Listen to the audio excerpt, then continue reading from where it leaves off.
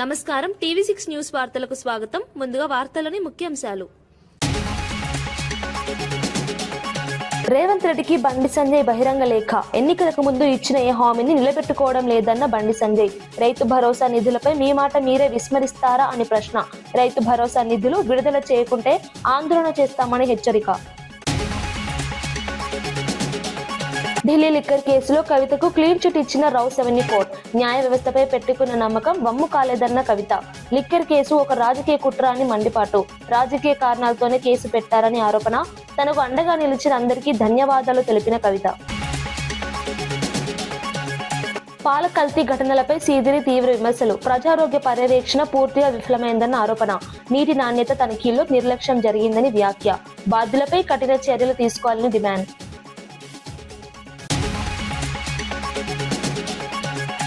Green కార్యక్రమంలో మంత్రి పొన్నం సందేశం. ప్లాస్టిక్ రహిత భారత్ లక్ష్యంగా పిలుపు. పర్యావరణ పరిరక్షణలో అందరూ భాగస్వాములు అవ్వాలి. సుస్థిర అభివృద్ధి ప్రభుత్వ లక్ష్యమన్న స్పష్టం.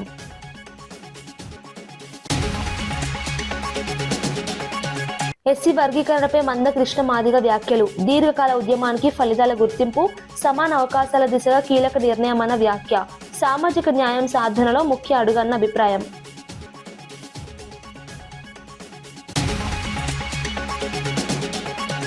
మంగళగిరి మాజీ ఎమ్మెల్యే ఆళ్ల రామకృష్ణారెడ్డి సీఎం చంద్రబాబుపై చేస్తున్న ఆరోపణలు పూర్తిగా రాజకీయ ప్రేరితమైనవని వైసీపీ నేత పచ్చల శ్యాంబాబు ఆరోపించారు.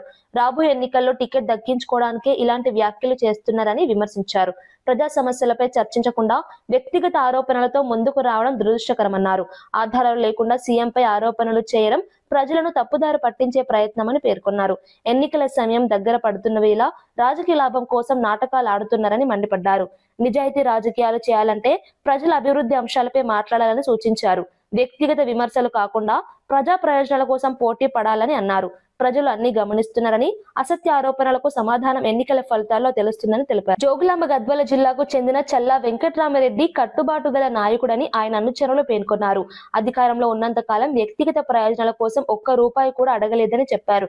ఎప్పుడూ తన నియోజకవర్గం అభివృద్ధి గురించి ఆలోచించేవారని వివరించారు. ప్రభుత్వం మారిన తర్వాత కూడా ప్రాంతానికి నీళ్లు రావడం లేదని పట్టుబట్టి సీఎం జగన్ కు ఫోన్ చేయమని కోరిన సంఘటన ఆయన నిబద్ధతకు నిదర్శనమన్నారు. ప్రజా సమస్యలపై మొండిగా నిలబడే స్వభావం ఆయనదని తెలిపారు. ప్రాంతీయ అభివృద్ధి కోసం ఏ స్థాయికైనా వెళ్లే ధైర్యం ఉన్న నాయకుడు అని ప్రశంసించారు. రాజకీయాల్లో ఇలాంటి కమిట్మెంట్ ఉన్న నేతలు అరుదని పేర్కొన్నారు. అట్లాంటి వెంకటరామరెడ్డి గారు మీకు నాయకుడిగా ఉండడం నిజంగా కూడా మీ అదృష్టం. ఎందుకంటే ప్రజల పనుల విషయంలో కూడా నాకు ఒకటే చెప్పినాడు, అన్నా ఈసారి మనం అధికారం పోయింది, నాకు బాధగా ఉంది అన్నాడు. ఎందుకన్నా ఏం బాధ అంటే, లేదన్నా నేను చాలా కొట్లాడిన ప్రతిపక్షంలో, కొట్లాడి అలసిపోయిన. నిజానికి ఈసారి గవర్నమెంట్ వస్తే నేను మా అలంపూర్ చరిత్రలో ఎన్నడూ జరగని అభివృద్ధిని చేసి చూపెడదాం అనుకున్నాను. కేసీఆర్ గారికి నా మీద ప్రేమ ఉంది. నాకు తప్పకుండా నేనేది అడిగినా చేసేటోడు. బ్యాడ్ లక్ ఏంటంటే నేను కొద్దిగా లేటుగా, నిజానికి ఒక దశలో నేను రాజకీయమే వదిలేద్దాం అనుకున్నా. కానీ కేసీఆర్ సార్ నన్ను పిలిచి ఎమ్మెల్సీ ఇచ్చి నన్ను కూర్చోబెట్టి నువ్వు ఉండాల వెంకట్రామ్ అంటే నేను ఉన్నాను. నాకంటూ వ్యక్తిగతంగా ఏమీ లేదన్నా, నా కాన్స్టిట్యున్సీ నా జిల్లా బాగుండాలా అని నిజంగా చెప్తున్నాను. నేను అధికారంలో ఉన్ననాడు కూడా ఒక్కటంటే ఒక్క రూపాయి పని కూడా అడగలేదు వెంకటరామరెడ్డి గారు. ఒక్క రూపాయి పని కూడా. ఏమన్నా అడిగినంటే మా కాన్స్టిట్యున్సీ, మాకు అలంపూర్కి ఇది కావాలా. ఒకరోజు అయితే మన గవర్నమెంట్ పోయింది అనుకుంటా, అప్పుడు పోయినాక వచ్చినాడు రోజు వచ్చి, మాకు నీళ్లు రావాలా, నువ్వు జగన్ అన్నకు ఫోన్ చేయంటాడు. అన్న ఇప్పుడు మనం గవర్నమెంట్లో లేమే, మనకు ఇప్పుడున్న గవర్నమెంట్ చేయాల్సిన పని మనం ఏందన్నా అంటే, అప్పుడు గవర్నమెంట్లో ఉన్నామా లేదా, లేవనుకుంటా. ఫోన్ చేయన్నారు అంటే ఫోన్ చేస్తే జగన్మోహన్ రెడ్డి గారు కూడా అన్నాడు, ఎవరు నీకు వెంకటరామ్ చెప్పినాడా అన్నాడు. అవునన్నా చెప్పినాడు అంటే, నాకు కూడా ఆల్రెడీ చెప్పినాడు, మరి నీకు కూడా చెప్పిస్తున్నాడు. మొత్తానికైతే మొండోడు అంటే అంత కమిట్మెంటు. ఇప్పుడు ఏం అవసరం ఉంది, మేము గవర్నమెంట్లో లేము, ఈ గవర్నమెంట్ని తిట్టుకుంటా నడిపించేయచ్చు. వీళ్ళు చేయట్లేదా, వీళ్ళు చేయాల్సిన పని చేయట్లేదు, వీళ్ళని పట్టించుకోవట్లేదు, దున్నపోతు మీద వానబడ్డట్టున్నారని దులుపుకోవచ్చు. కానీ ప్రజల మీద, రైతాంగం మీద, ప్రాంతం మీద, నియోజకవర్గం మీద ప్రేమ ఉండే మనిషి అయితే యాడికన్నా పోయి, ఎంత దూరం అన్నా పోయి పని చేసుకొచ్చే తత్వం వెంకటరామరెడ్డి గారిది. మరి అదే లక్షణం రాజమహేంద్రవరం పాలు కల్తీ ఘటన, శ్రీకాకుళంలో నీటి కలుషిత ఘటనలపై మాజీ మంత్రి సీదిరి అప్పలరాజు తీవ్ర ఆందోళన వ్యక్తం చేశారు. ప్రస్తుత ప్రభుత్వంలో ప్రజారోగ్య పర్యవేక్షణ పూర్తిగా విఫలమైందని ఆరోపించారు. తురకపాలెం మరణాల వంటి ఘటనలు ముందస్తు జాగ్రత్తలు తీసుకోకపోవడం వల్లనే జరిగాయని పేర్కొన్నారు. పాలు, నీటి నాణ్యత తనిఖీలో నిర్లక్ష్యం జరిగిందని విమర్శించారు. బాధ్యులైన అధికారులపై కఠిన చర్యలు తీసుకోవాలని డిమాండ్ చేశారు. ప్రజల ప్రాణాలకు సంబంధించి వ్యవస్థలు మరింత అప్రమత్తంగా పనిచేయాలని సూచించారు. భవిష్యత్తులో ఇలాంటి ఘటనలు పునరావృతం కాకుండా పారదర్శక దర్యాప్తు అవసరమని పేర్కొన్నారు. ప్రజారోగ్యంపై ప్రభుత్వం ప్రత్యేక దృష్టి పెట్టాలని డిమాండ్ చేశారు. Diarrheal outbreak in Vijayawada city. Similarly, according to the government data, there are 61 instances of waterborne diarrheal instances in Andhra Pradesh since the onset of this alliance government, that's nearing about 20 months. Out of the 61 instances, nearly about 34 to 35 incidences occurred in school-going children, hostel children, like BC hostels, SC welfare hostels, ST hostels. What I mean, 35 incidences occurred in government institutions only. My idea is, every time our Chief Minister Chandrababu Naidu speaks about brand AP image, he discusses about quantum computers every time. He always speaks about artificial intelligence. And he is very much interested in making MOUs with the companies in the respective sectors. But the true image is, yesterday I found one news in newspaper, one farmer, he is bringing his wife as a patient on his own bullock cart. Why? Because the 108 ambulance is not available. A farmer bringing his sick wife to the hospital on a bullock cart. That is the true scenario in Andhra Pradesh. Tribal men taking their sick patients by dolly because the ambulance itself is sick in tribal areas. That is the true scenario. Where are we going? What are all these government institutes are doing? I don't understand. The entire public health sector is sick in Andhra Pradesh. The MLAs, ministers are playing kabaddi at this time of precious situation. New Year cases are reporting in Srikakulam city. The diarrheal outbreak is being exposed to newer areas now. Even in Rajahmundry. Delhi మద్యం policy కేసులో court clean chit ఇవ్వడంతో మాజీ MP కవిత భావోద్వేగంగా స్పందించారు. కష్టకాలంలో తనకు అండగా నిలిచిన ప్రతి ఒక్కరికి కృతజ్ఞతలు తెలిపారు. తీర్పు వచ్చిన వెంటనే తన తల్లి ఆశీర్వాదం తీసుకున్నానని చెప్పారు. తాను ఎలాంటి తప్పు చేయలేదని కోర్టు తీర్పుతో స్పష్టమైందని అన్నారు. తనపై వచ్చిన ఆరోపణలు రాజకీయంగా ప్రేరేపించబడినవని భావిస్తున్నానని పేర్కొన్నారు. ఈ అనుభవం తనకు మరింత ధైర్యం, నమ్మకం ఇచ్చిందని తెలిపారు. ప్రజల సేవలో మరింత కట్టుబాటుతో ముందుకు సాగుతానని వెల్లడించారు. న్యాయ వ్యవస్థపై తనకు సంపూర్ణ విశ్వాసం ఉందని చెప్పారు. ఇవాళ న్యాయ వ్యవస్థ కాపాడిందని చెప్పి మేము నమ్ముతా ఉన్నాం. ఈ దేశంలో ఏదైతే ఒక పొలిటికల్ వెండెటా నడుస్తోందో దానిలో భాగంగా పెట్టినటువంటి కేసుల నుంచి ఖచ్చితంగా కడిగిన ముత్యంలాగా నేను బయటికి వస్తానని నేను చెప్పడం జరిగింది. మరి అదే విధంగా ఇవాళ రావడం జరిగింది. ఎక్కడ నా తప్పు లేకుండా ఒక రాజకీయ పరంగా ఈ కేసు పెట్టారని చెప్పి మేము పదే పదే చెప్పిందే ఇవాళ నిజమైంది. అదేవిధంగా ఈ కేసు పెట్టినటువంటి సందర్భంలో అనేక సార్లు ఢిల్లీకి వారి సొంత డబ్బులు ఖర్చు పెట్టుకొని మా తెలంగాణ జాగృతి నాయకులు, నన్ను అభిమానించేటటువంటి అన్నదమ్ములు, మిత్రులు అనేక మంది నాకు, నా కుటుంబానికి అండగా నిలబడ్డారు. చాలా మంది పేద కార్యకర్తలు డబ్బులు పోగేసుకొని ఢిల్లీకి ఫ్లైట్ టికెట్లు పెట్టుకొని వచ్చినటువంటి వాళ్ళు ఎంతో మంది నాకు తెలుసు. ప్రతి హియరింగ్ కి వచ్చి నాకు ధైర్యాన్ని ఇచ్చిన వాళ్ళు ఎంతో మంది నాకు తెలుసు.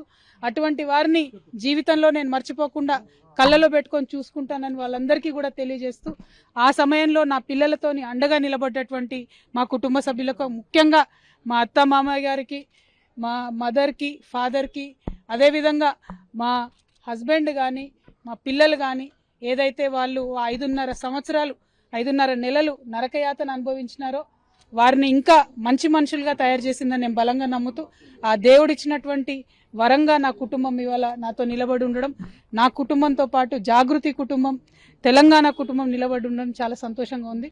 వారందరికీ కూడా ధన్యవాదాలు తెలియజేస్తున్నాను. సంస్కృతి సాంప్రదాయాలను భావితరాలకు అందించడం గొప్ప బాధ్యత అని గవర్నర్ జిష్ణుదేవ్ వర్మ అన్నారు. రాష్ట్ర వ్యాప్తంగా జిఐ గుర్తింపు పొందిన కళలకు ప్రాచుర్యం కల్పించేందుకు ఆర్టీసీ సమన్వయంతో జిఐ ఆన్ వీల్స్ కార్యక్రమం చేపట్టినట్లు తెలిపారు. ఈ కార్యక్రమం ద్వారా స్థానిక కళాకారులు, హస్తకళలకు మార్కెట్ అవకాశాలు పెరుగుతాయని చెప్పారు. సాంస్కృతిక వారసత్వాన్ని ప్రజల్లోకి తీసుకెళ్లడం ప్రభుత్వ లక్ష్యమన్నారు. జిఐ ఉత్పత్తులకు బ్రాండ్ విలువ పెంచేందుకు చర్యలు తీసుకుంటామని తెలిపారు. కళలను కాపాడటం, కళాకారులను ప్రోత్సహించడం ద్వారా ఆర్థిక అభివృద్ధి సాధ్యమవుతుందని వివరించారు. ఈ కార్యక్రమం రాష్ట్ర సాంస్కృతిక గుర్తింపును మరింత బలపరుస్తుందని పేర్కొన్నారు. प्लेटफॉर्म जो आर्ट आर्टिजन्स और स्टेट को एक ही मंच में लाता है. A society that is driven by its स्वाभिमान or self-respect is a society that will progress. A society without self-respect, only cash respect, cannot grow. So we'll have to build a society that respects its own culture, respects its own art forms, and this is the effort. एक प्रयास है ये, कैसे हम future generation के पास हमारे संस्कृति को ले जाए. జిఐ ట్యాక్స్ కు సంబంధించినటువంటి ప్రొడక్ట్స్ ను ప్రచారం చేయడానికి ఆర్టీసీ జిఐ ఆన్ వీల్స్ అనే దేశంలోనే మొట్టమొదటిసారి ఈ కార్యక్రమం తీసుకుంది.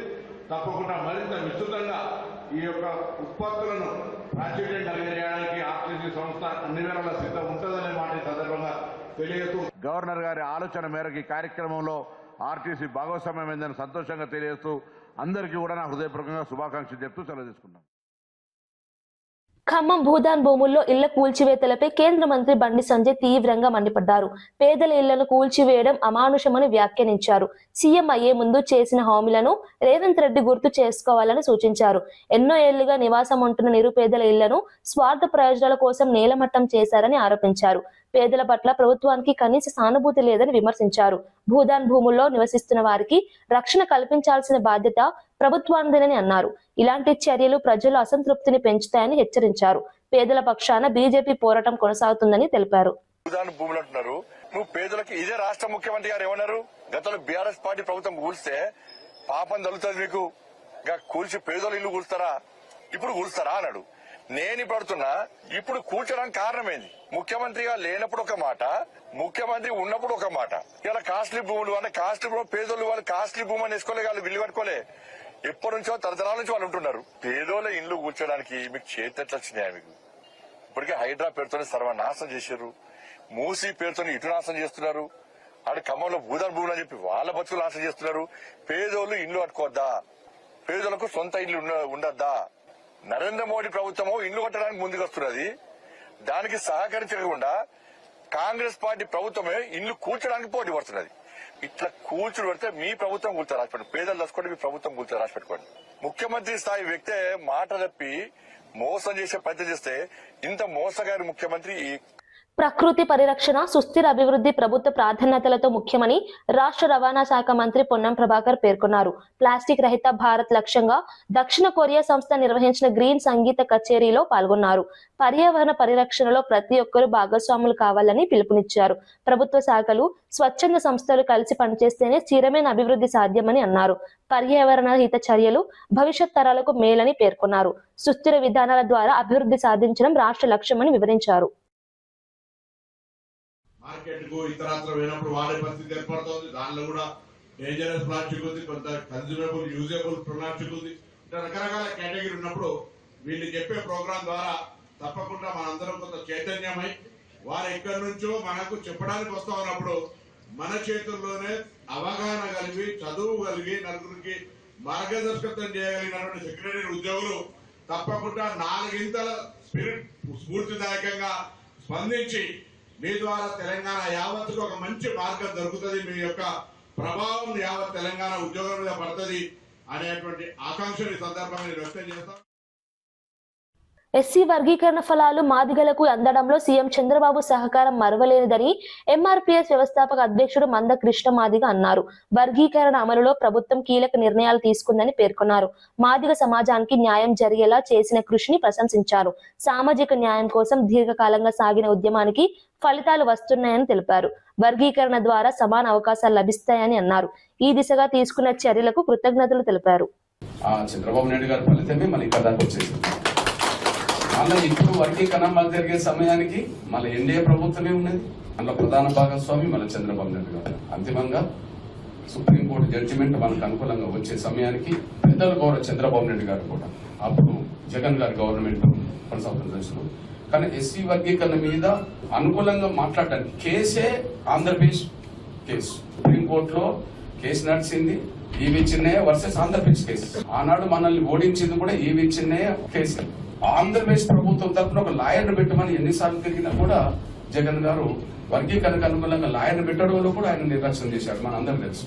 కానీ లాయర్ను పెట్టడానికి సాయం అందించడంలోనూ మనకు అనుకూలంగా నిర్ణయాలు రావడంలో కేంద్రంతో మాట్లాడడంలోనూ అంతిమంగా సమస్య పరిష్కరించడంలోనూ గౌరవ నారా చంద్రబాబు నాయుడు గారు అప్పటికి ముఖ్యమంత్రి కావాలి. కాళేశ్వరం ప్రాజెక్టుపై సిబిఐ విచారణకు కేంద్రం సిద్ధంగా ఉందని బీజేపీ మెదక్ ఎంపీ రఘునందన్ రావు స్పష్టం చేశారు. ప్రాజెక్టులో జరిగిన అనుమానాస్పద అంశాలపై సమగ్ర దర్యాప్తు అవసరమని పేర్కొన్నారు. ప్రజాధనం వినియోగంపై పారదర్శకత ఉండాలని అన్నారు. తప్పులు జరిగి ఉంటే బాధ్యులపై చర్యలు తీసుకోవాలని డిమాండ్ చేశారు. సత్యం వెలుగులోకి రావాలని ప్రజలు కోరుకుంటున్నారని తెలిపారు. కేంద్రం విచారణకు సహకరించడానికి సిద్ధమని వెల్లడించారు.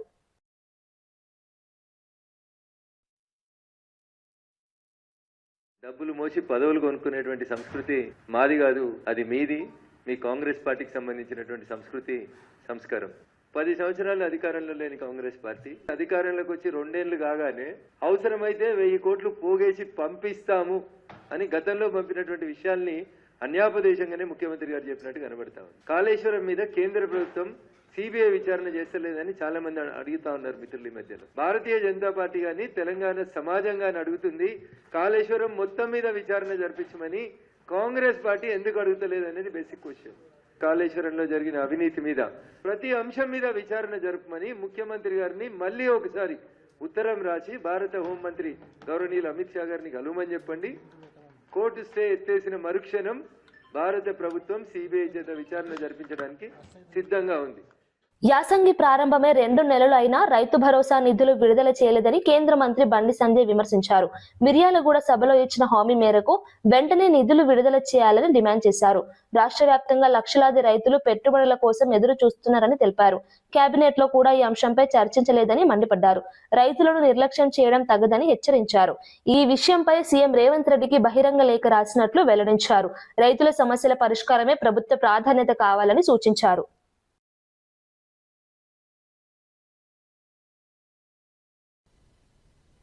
మిర్యాలగూడ సభలో రైతు బంధు వేస్తా 9,000 కోట్ల రూపాయలు రెడీ ఉన్నాయి వేస్తా అన్న ముఖ్యమంత్రి గారు మరి రైతు భరోసా వేసే ఉద్దేశం లేదు. ఇప్పటికీ ఈ 2 విడతలు కలిపి 20,000 కోట్ల రూపాయలు కేటాయించాలి బడ్జెట్. ఇక నెక్స్ట్ రెడీ ఉన్నది, నెక్స్ట్ కూడా రెడీ ఉన్నది. నాకు తెలిసి 3 విడతలు ఇప్పుడు ఇవ్వాల్సిందే. ఇక 3 విడతలు వచ్చి 27,000 కోట్ల రూపాయలు ఇవ్వాలి. ఇస్తారా ఇయ్యారా? ఇట్లా మోసం చేస్తేనే బీఆర్ఎస్ పార్టీ ఇంట్లో కూర్చోబెట్టారు. ఇలా మీరు మోసం చేస్తే మీ విషయంలో కూడా ప్రజలు ఆలోచిస్తున్నారు కూడా. మొదటి విడత వేయాలి, ఇప్పుడు ఈ విడత వేయాలి, నెక్స్ట్ విడత కూడా కలిపి ఇప్పుడు వేస్తే రైతులకు ఉపయోగపడుతుంది. జోగులాంబ గద్వాల జిల్లాకు చెందిన చల్లా వెంకట్రామిరెడ్డి కట్టుబాటు గల నాయకుడిగా పలువురు కొనియాడుతున్నారు. అధికారంలో ఉన్నంత కాలం వ్యక్తిగత ప్రయోజనాల కోసం ₹1 కూడా అడగలేదని ఆయన సన్నిహితులు తెలిపారు. ఎప్పుడూ తన నియోజకవర్గం, జిల్లా అభివృద్ధి గురించి ఆలోచించేవారని చెప్పారు. ప్రభుత్వం మారిన తర్వాత కూడా ప్రాంతానికి నీటి సమస్య ఉందని పట్టుబట్టి ఆయన ప్రజానిబద్ధతకు ఉదాహరణగా పేర్కొన్నారు. ఈ విషయంలోనైనా మొండిగా తన ప్రాంత హక్కుల కోసం పోరాడే నాయకత్వం ఆయనదని అభిప్రాయపడ్డారు. రాజకీయాల్లో పదవులు వస్తాయా పోతాయా అనేది ముఖ్యం కాదని, ప్రజల ప్రయోజనం ముఖ్యం అన్న ధోరణితో పనిచేసేవారని అన్నారు. ఇలాంటి కమిట్మెంట్ ఉన్న నేతలు అరుదని, యువత ఆయనను ఆదర్శంగా తీసుకోవాలని సూచించారు. 34 మంది, ఒక పీసీస్ 109, ఉమెన్ పీసీస్ 35, హోంగార్డ్స్ 13, ఇంత కలిపి టోటల్గా 250 మెంబర్ స్టాఫ్. దీంతో పాటుగా టాస్క్ ఫోర్స్ అంటే SOT, traffic, AHTU, crimes teams వీళ్ళందరూ కూడా సిపి గారి ఆదేశాల మేరకు పాల్గొనడం జరిగింది. ఈ క్యాసో యొక్క ముఖ్యమైన ఉద్దేశం ఏంటంటే ప్రజలలో ఒక రకమైనటువంటి కాన్ఫిడెన్స్, భద్రతాభావాన్ని కల్పించడం, దాంతోపాటుగా అసాంఘిక శక్తుల్లో వాళ్ళలో డిటరెన్స్ కలిగించడం. మనం ఏదైనా తప్పుడు పనులు చేసినా, ఏదైనా ప్రజల్ని భయాందోళనకు గురి చేసినా కానీ పోలీసు మనల్ని వాచ్ చేస్తుంది అనేటువంటి భావం కలిగించడం. అదేవిధంగా ఇతర రాష్ట్రాల నుంచి ఎవరెవరు వచ్చారు, వాళ్ళు ఏమేమి యాక్టివిటీస్ చేస్తున్నారు ఇక్కడ అనేది, అదేవిధంగా రౌడీ షీటర్స్ కానీ, కమ్యూనల్ విషయాలకి పాల్పడే కమ్యూనల్ ఆందోళనలకు పాల్పడే వాళ్ళని డిటరెన్స్లో ఉంచే దానికోసం ఈ కార్డినెన్స్ స్విచ్ ఆపరేషన్ చెప్పడం జరిగింది. దాంట్లో భాగంగా ఈరోజు ఒక 411 ఇళ్ళని మా టీమ్స్ 20 టీమ్స్ చేసి ఆ 411 ఇళ్ళని మేము సెర్చ్ చేసాము. దాంట్లో భాగంగా మాకు కొన్ని ఐటమ్స్ని సీజ్ చేయడం జరిగింది. అవి ఏంటంటే 32 2-వీలర్స్, ఇవన్నీ కూడా వితౌట్ ప్రాపర్ డాక్యుమెంట్స్ ఉన్న 2-వీలర్స్, 3-వీలర్స్ ఒక 3 వీటిని మేము సీజ్ చేసాము. గుట్కాకి సంబంధించి ఒక 2 పర్సన్స్ నుంచి ఒక 6 బ్యాగ్స్లో 80,000 వర్త్ గుట్కా సీజ్ చేయడం జరిగింది. దీనికి సంబంధించి 2 కేసులు కడతాము. ఎక్సైజ్ కేసులకు సంబంధించి ఒక పర్సన్ నుంచి టోటల్గా 10 లీటర్స్, టోటల్గా 9,000 వర్త్ ఎక్సైజ్ IMFL సీజ్ చేయడం జరిగింది. దానికి సంబంధించి ఒక కేసు రిజిస్టర్ చేయబడుతుంది. రేవంత్ సర్కార్ రెవెన్యూ వ్యవస్థను భ్రష్టు పట్టిస్తోందని మాజీ మంత్రి హరీష్ రావు ఆరోపించారు. సిద్దిపేట అర్బన్ MRO కార్యాలయాన్ని ఆకస్మికంగా సందర్శించిన ఆయన రెవెన్యూ సదస్సుల పేరిట రైతులు పెట్టుకున్న లక్షల దరఖాస్తులు పరిష్కారం కాకుండా పెండింగ్ లో ఉన్నాయని విమర్శించారు. దాదాపు 10 నెలలుగా సమస్యలు పరిష్కరించకపోవడం రైతులపై అన్యాయమని అన్నారు. ప్రభుత్వ నిర్లక్ష్యంతో ప్రజలు ఇబ్బందులు పడుతున్నారని ఆరోపించారు. వెంటనే పెండింగ్ దరఖాస్తులను పరిష్కరించాలని డిమాండ్ చేశారు.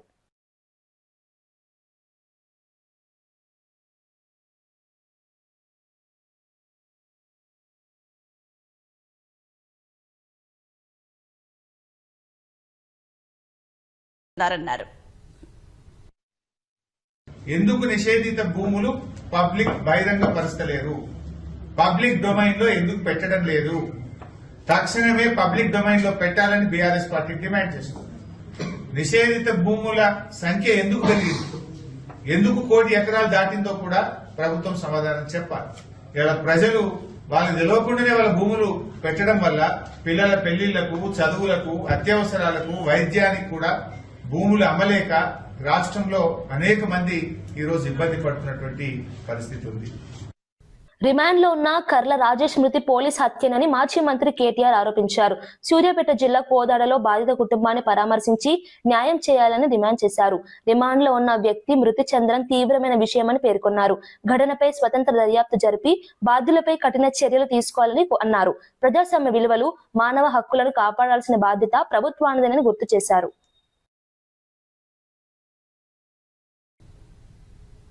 ఆ దళిత యువకుడి హత్య లాకప్ లో ఇది ప్రభుత్వం చేసిన హత్యే.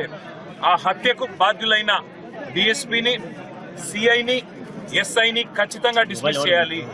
సర్వీస్ నుంచి డిస్మిస్ చేయాలి.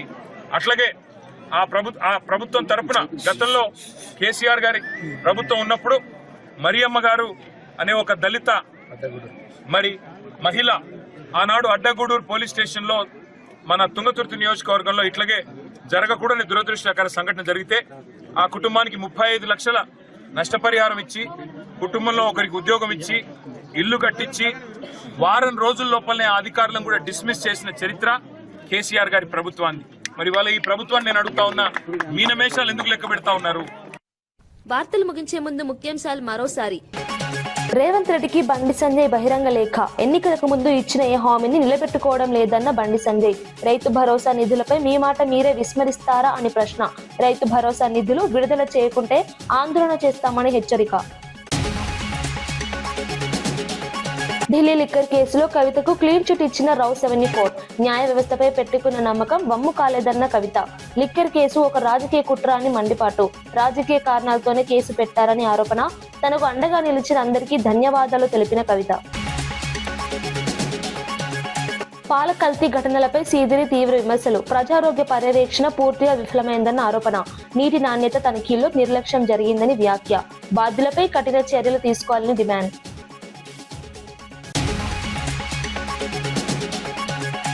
గ్రీన్ కార్యక్రమంలో మంత్రి పొన్నం సందేశం. ప్లాస్టిక్ రహిత భారత్ లక్ష్యంగా పిలుపు.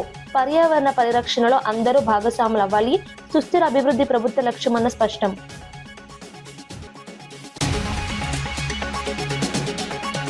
ఎస్సీ వర్గీకరణపై మందకృష్ణ మాదిగ వ్యాఖ్యలు. దీర్ఘకాల ఉద్యమానికి ఫలితాల గుర్తింపు, సమాన అవకాశాల దిశగా కీలక నిర్ణయమన్న వ్యాఖ్య. సామాజిక న్యాయం సాధనలో ముఖ్య అడుగన్న అభిప్రాయం.